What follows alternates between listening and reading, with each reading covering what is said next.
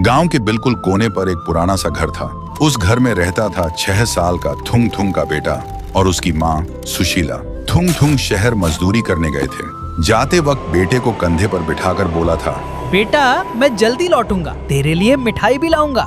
बेटे ने भी मासूमियत से पूछा था, पर पापा मुझे कैसे पता चलेगा कि आप आ गए? थुंग थुंग हंसकर बोला था, जब मैं आऊंगा ना तो दरवाजे पर लोहे की चीज से जोर से टुंग टुंग करूंगा, तब तू समझ जाना पापा आ गए।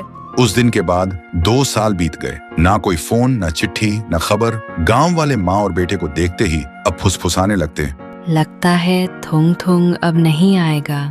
बेचारी सुशीला और ये बच्चा। लेकिन थुंग थुंग के बेटे को यकीन था उसके पापा जरूर आएंगे। इसलिए वह हर शाम सूरज ढलते ही घर के बाहर बैठकर हाथ में एक थाली और चम्मच लेकर धीरे से बजाता। माँ बस चुपचाप देखती और बिना कुछ बोले अंदर चली जाती।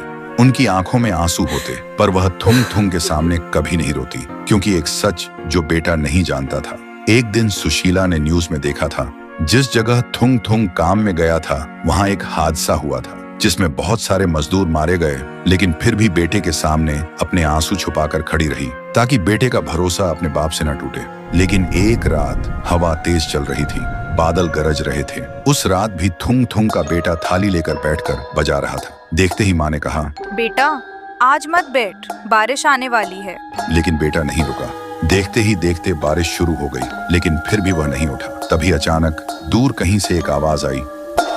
बेटा रुक गया। उसने सोचा शायद हवा होगी, लेकिन फिर से आवाज आई। थुंग थुंग के बेटे का दिल जोर से धड़कने लगा।